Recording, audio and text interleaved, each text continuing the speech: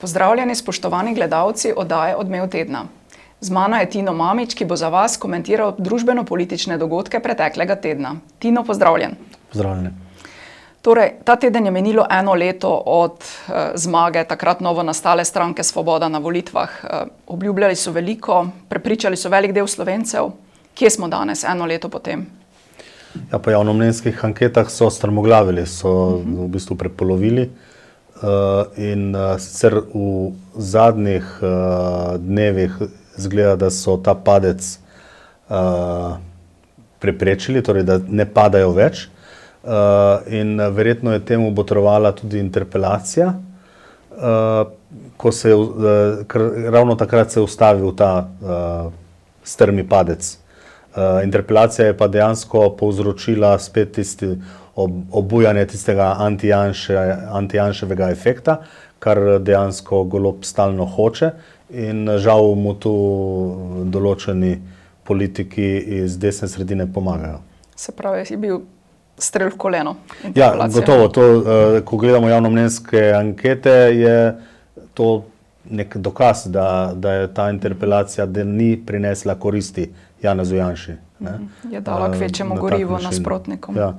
Zdaj, škoda pa je, zato ker dejansko vlada v 1 letu ni naredila praktično nič. 1 leto je govorila o reformah, po 1 letu smo prišli do reforme časovnic reform. In da so rekli, da bo reforma šla skozi samo tista, ki jo bodo ljudje sprejeli. Zdaj vemo, da vsaka reforma, ki je zastavljena, ljudje nikoli ne sprejmejo, kar pomeni, da mogoče bodo na zdravstvenem področju kaj naredili, druge pa težko verjamem, da bi ta vlada bila sposobna kaj. Zdaj videti je, da se tudi premier zaveda, da predvsem govori, zato je pripravil poseben posnetek. Poglejmo. In jaz kot Primorc rad dosti govorim. In seveda pol tudi ustrelim kakšnega kozla. Ampak verjamem pa, da niso besede tiste, ki štejejo, ampak izključno dejanja. Zdaj nekateri tej vladi napovedujejo kratek rok trajanja, drugi pa so spet drugačnega mnenja. Imaš, Tino, tudi ti občutek, da premier predvsem govori? No, to ni samo moj občutek, ne. Tudi v sami stranki Svoboda se sliši, da so nezadovoljni, tudi botri z ozadja niso zadovoljni, ker se ogromno govori in malo naredi. Celo ena poslanka je rekla, ja, če že 1 leto nismo nič naredili, 1 mesec gor ali dol. Torej, če oni sami tako priznajo, kljub temu, da imajo ta silencio stampa, torej to, da se ne smejo oglašati v medijih, če jim Golob ne dovoli, oziroma PR služba, vendarle pridejo ven take cvetke. Tako da vsi si lahko priznamo, da je pri Golobu veliko pirja in veliko besed in malo vsebine. Gotovo. Trenutno je v koaliciji zelo veliko število političnih novincev, ki imajo, da tako rečem, plače, kakršnih marsikdo ne bo več videl. Ne? Ja, zdaj, prav napovedati težko, ampak tu kolega Korljan ima prav, ko pravi, da so poslanci zelo zainteresirani, da bi ostali tam, kjer so. Ker oni so prišli na površje zaradi negativne selekcije, torej ne zato, ker so najboljši, ampak zato, ker so kimali v pravem času.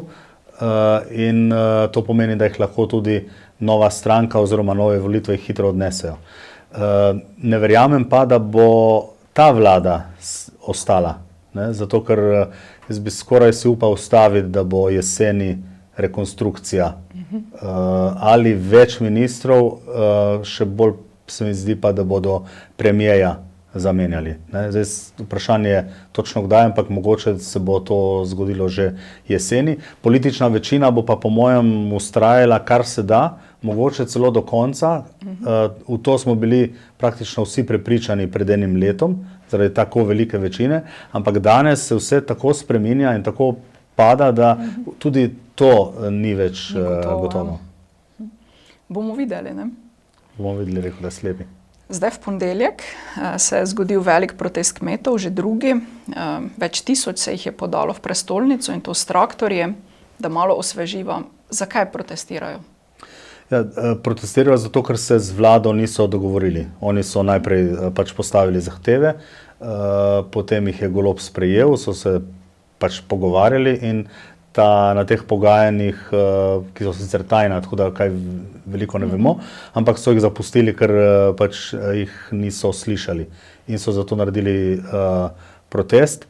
Zdaj, ko gledamo to zunaj kot potrošniki, je jasno, da bi morali kmeta bolj podpreti, ker se zelo dobro vidi, kako kmet v Sloveniji dejansko nima neke rasti, ne, ampak da so vsako leto večje težave in pri tej vladi, ki veliko govori in malo naredi, je vse, kar je naredila, da je malo bolj zakomplicirala davčno zakonodajo, da je malo bolj prestrašila z novimi davki ljudi, da je lani tudi strašila Levica oziroma predlani, da bodo obdavčili kmetije oziroma prazna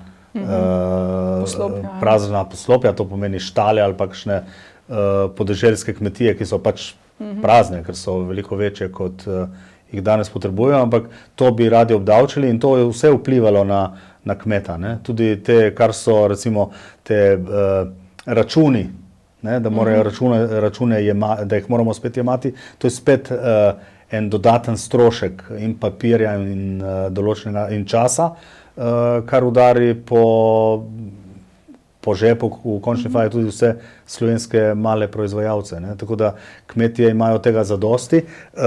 Gotovo, da je sodo izbilo dno ta Natura 2000, ki dejansko drastično slabša položaj slovenskih kmetov na določenih področjih in se bojim, da bo to dejansko stisnilo slovenskega kmeta, ker slovenski kmet ne bo protestiral tako, kot so petkovi protestniki protestirali iz nekega dolgčasa, ampak da se bo en kmet iz recimo Kamnika odpravil z traktorjem v Ljubljano, mora biti res motiviran. Iz stiske, ne? Ja. Se pravi, to je razlog, zakaj protestirajo ravno zdaj, ker težave so že dolgo, ne? Se mi zdi, da je precej neka negativna nastrojenost tudi sicer do kmetov v družbi in v medijih. Recimo, pojavili so se ob teh protestih očitki, češ kakšni milijoni se vozijo po cestah, nenazadnje traktorji so osnovna sredstva kmetov, ne? No, gotovo, ampak tu gre bolj za nenaklonjenost medijev in medijskih odločevalcev do kmeta. Jaz mislim, da so ljudje zelo naklonjeni, veliko bolj naklonjeni slovenski hrani, slovenskemu kmetu, mesu, kot recimo vladajoča elita in pa mediji.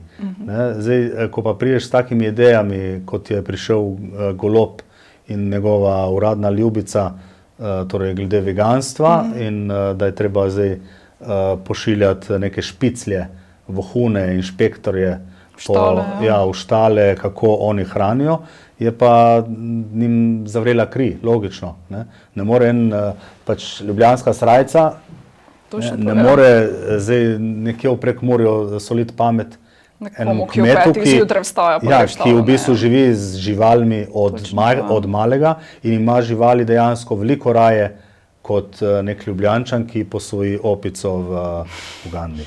Ja, tudi sicer so se kmetje izkazali s kar pronicljivimi transparenti. Zanimivo pa je tudi protesti, ki se dogajajo zdaj v obdobju Svobode, stranke Svobode, če malo tako rečemo. Prej so protestirali, lahko bi rekli, ljudje predvsem iz okolice, mislim iz Ljubljane. In to precej omejen del nekega politično-družbenega telesa. Danes pa se dogajajo protestniki, ki prihajajo iz vse Slovenije, različne poklicno profilirane skupine, pa vendar ni zaznati v medijih ali pa v družbi nekega izrednega stanja, ki bi naj bilo pred letom ali dvema, če odmislimo pač COVID proteste, ki bi se zelo verjetno dogajali, ne glede na to, kdo bi bil na oblasti. Ja, gotovo tu so izkoristili tudi moment COVID-a, ko je bilo gibanje prepovedano zaradi širjenja te virusne bolezni in to so potem izkoristili, ker so ljudje tako lahko šli ven in zato so posebej mladi pač izkoristili svobodo. Shodov niso prijavljali in zato je šlo vse veliko lažje in je bilo med temi protestniki ogromno ljudi, ki dejansko jih ni kaj dosti brigala vlada in kako se vlada obnaša. Zdaj tu ljudje so veliko bolj zainteresirani, pridejo od daleč, investirajo v ta prihod. Zadnji upokojenci so iz vse Slovenije prišli. Ja. In zdaj potem, ko pa slišiš medije, ki recimo rečejo, da je med traktorji so tudi traktorji, ki so vredni več kot 100.000 evrov, bi pomislil, da bi morali tudi kak petek poročati o tem, da so med biciklisti tudi tisti, ki imajo bicikle za 5.000 evrov, ampak tega nikoli nismo slišali. Ne? Tu se vidi ta dvojna merila, kar ni pošteno. Ne? Predvsem pa ni pošteno do uporabnikov, do potrošnikov, ki si želimo dobro, kakovostno slovensko hrano, ki bo tudi strateško, ko gledamo, je to izjemnega pomena. Mi imamo v Sloveniji, Slovenija je zelena država in zaradi gozdov in gozdovi so naša nafta, tega se žal vlada ne zaveda in samozadostnost, samooskrba je izjemno pomembna za naslednja leta, ko se lahko marsikaj spremeni. Lahko pride nov begunski val, lahko pridejo nove bolezni, marsikaj se lahko zgodi in tudi Evropska unija ni več tako stabilna, kot je bila. Meje lahko v končni fazi v 20 letih se ponovno vzpostavijo in kaj bomo? Bomo čakali na uvoz bolgarskega mesa iz zmrzovalnika, ki je 30 let staro. Ja, ali bomo pa vsi vegani. Ja. Zdaj, ta teden včeraj pravzaprav smo praznovali dan upora proti okupatorju.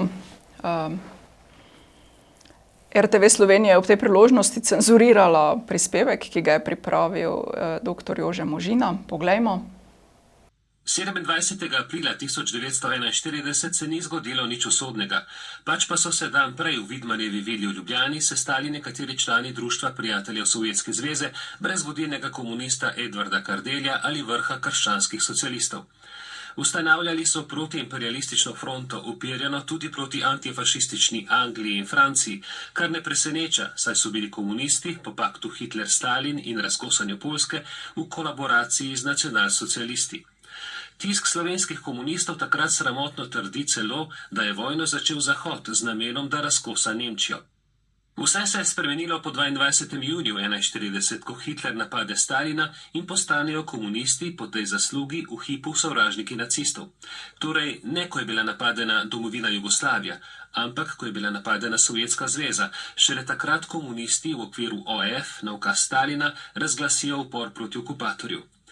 Manj pomembnemu sestanku 26. aprila 1941, ko so še zgrešili datum, so atribute upora dodali kasneje, da bi prikrili pasivnost v času pakta Hitler-Stalin, kar priznava tudi Kocbek. Upor je temeljil na vzoru in idealiziranju Stalinove sovjetske ureditve in prikrivanju diktature ter revščine, kar je kasneje priznal tudi Ivan Maček Matija, ko so mu tovariši po vojni očitali, da jim je zamolčal resnico o Sovjetski zvezi. Zakaj takrat, ko sem prišel z Rusije, nisem tega prepodoval? Jaz sem odgovarjal, če bi jaz takrat tebi to prepodoval, ker sem jaz gor videl, pa kakšne dejansko stane, ti danes ne bi več v partiji, ti bil na drugi strani, bil naš sovražnik.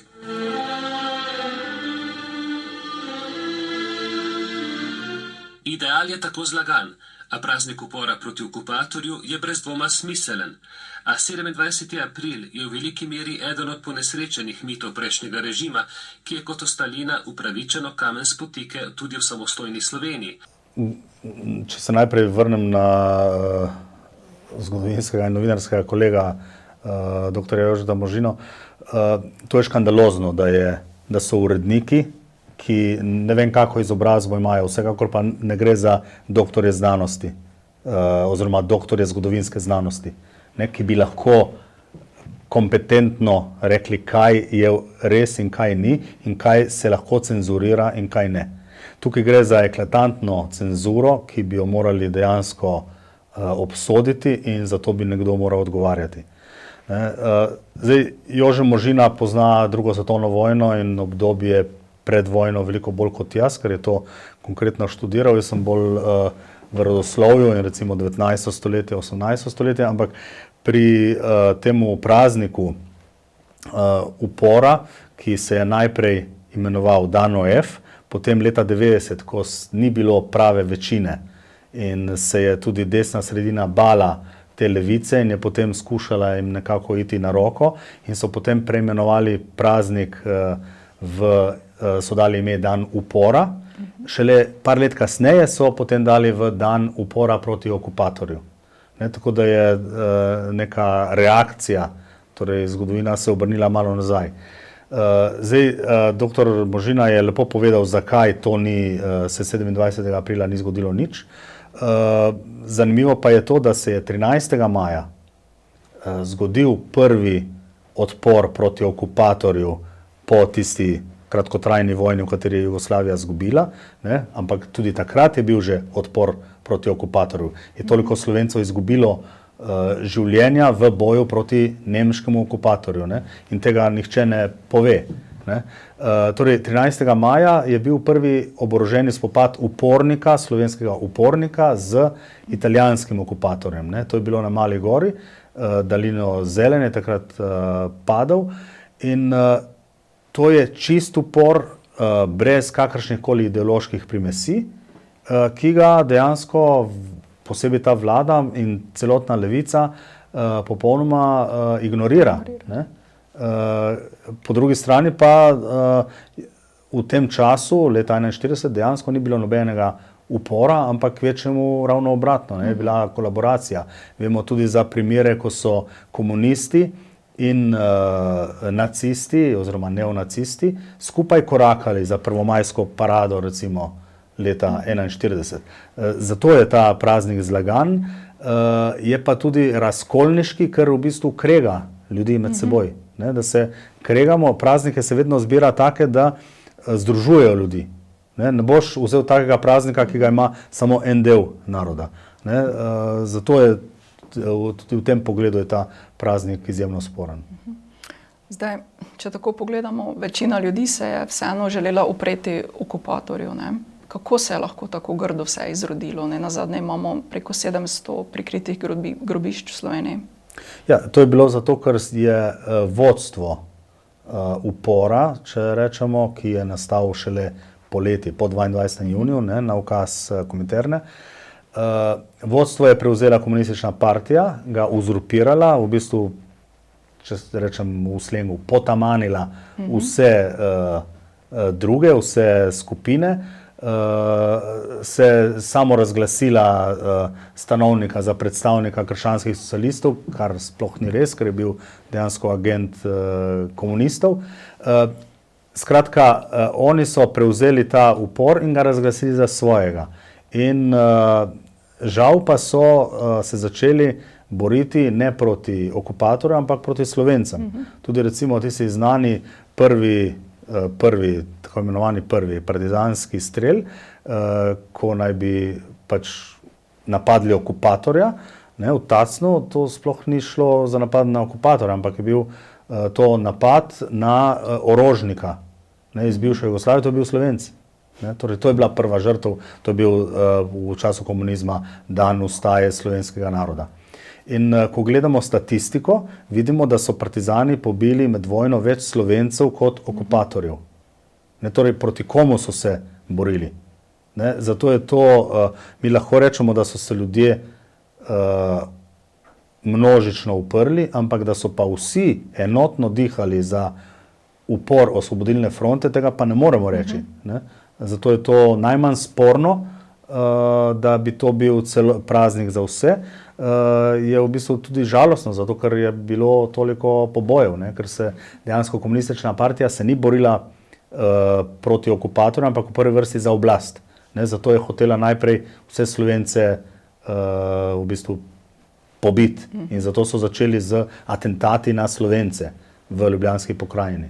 In zaradi približno 1000 žrtev, 1000 atentatov skoraj je bilo, se je potem organizirala protikomunistična fronta, torej vaške straže in tako naprej. Tako da dejansko so komunisti tisti, ki so sprožili državljansko vojno in porinili recimo neke katoliške kroge v okupatorjeve kremplje, lahko rečemo. Zanimivo, da je nekaj od tega, kar si zdaj ti povedala tudi predsednica Državnega zbora v sredo na državni proslavi. Predlagam, da pogledamo. Pomemben politični program je žal Komunistična partija Slovenije razlagala po svoje, postopoma prevzemala pomembne položaje znotraj Osvobodilne fronte, medtem ko si je večina udeležencev osvobodilnega boja želela svobodnih in demokratičnih odnosov v novi državi, je nadzor nad gibanjem obdržala Komunistična partija, ki je po vojni prevzela oblast. Zdaj po 30 letih od osamosvojitve se zdi sprava še vedno zelo, zelo daleč. Kdaj bo prišlo do sprave in kje vidiš ti pot, da pride do nje? To je res, žal je do sprave še zelo daleč. Do sprave lahko pride šele, ko se začnemo pogovarjati, ko začnemo sprejemati, ko se začnemo tudi zgodovinarji med seboj recimo pogovarjati. Jaz sem študiral zgodovino, prvi letnik leta 91 in takrat bi pričakoval, da bi se recimo, da bi imeli seminarje, da bi se pogovarjali in debatirali, ne vem, o posameznih bitkah, o posameznih mesecih v času druge svetovne vojne, ampak se je to popolnoma ignoriralo. Od tega se sploh nismo pogovarjali. In če se zgodovinarji nismo pogovarjali kot študentje, oziroma nas profesori niso spodbujali k temu, kako se bodo šele drugi. Ne?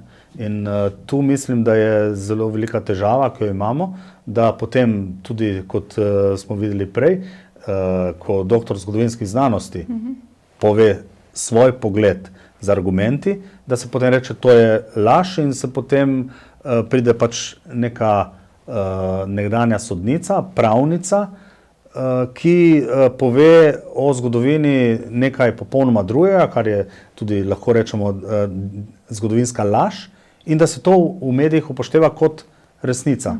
To je, ne vem, če greš k mehaniku in ti mehanik reče, da ti avto, da je z avtom nekaj narobe, da je, ne vem, da je motor zaribal, ne, potem ne morem jaz, ki to gledam, reči, ne, ni zaribal in potem rečejo, aha, mehanik je rekel, motor je zaribal, Tino Mamić je rekel, da ni zaribal. Torej, to je res, kaj Tino rekel. Torej, ne gre za neke kompetence, ne more vsak vedeti vse o določenih stvarih. Ampak v Sloveniji je tako, da se o politiki in nogometu vsi spoznamo na vse. Ne? In od epidemije naprej tudi na zdravstvo. Tudi na zdravstvo. To se tudi zadnji pijanček pod pultom največ ve. Točno tako. Za konec pa še nekaj kratkih novičk. Težave z medvedi ne pojenjajo. V okolici Želimelj je medved napadel sprehajalca, ki k sreči ni bil huje poškodovan. Pristojni nameravajo populacijo rjavega medveda v Sloveniji s trenutnih 1100 v prihodnjih letih zmanjšati na 800. Včeraj so se iz Rima vrnili predstavniki zavoda Dovolj je, nekatere žrtve in strokovni sodelavci. Srečali so se s papežem, ki se jim je v imenu cerkve opravičil in jih opogumil, naj nadaljujejo s svojim delom. Pri založbi Iskreni je pred kratkim izšla in po nekaj dnevih tudi že pošla knjiga o Slovencu, ki so se ga bali vsi trije zločinski režimi 20. stoletja. Pripravljen je nov ponatis, življenje in delo Filipa Trčelja pa je vredno spoznati. V ZDA beležijo rast prodaje retromobilnih telefonov med mladimi. Ti naj bi bili enostavno naveličani zaslonov in želijo zmanjšati slab vpliv, ki ga imajo ti na njihovo duševno zdravje. Prav tako opažajo, da imajo brez njih več časa za prijatelje in prostočasne dejavnosti. Bodite tudi vi retro in se vsaj preko praznikov čim bolj posvetite sebi in svojim bližnjim. Pri digitalnih vsebinah, ki jim namenjate svoj čas, pa bodite čim bolj izbirčni. Dobra izbira je vsekakor spletni portal domovina.je. Če ste pa še malo bolj retro, pa vzemite v roke časnik Domovina, katerega urednik je danes komentiral skupaj z mano. Tino, hvala za tvoj čas in za poglede, ki si jih delil z nami. Z veseljem, hvala za povabilo. Hvala pa tudi vam, dragi gledalci, za vašo pozornost. Nasvidenje do prihodnjega tedna, ko bo z vami spet Peter Mrše. Srečno!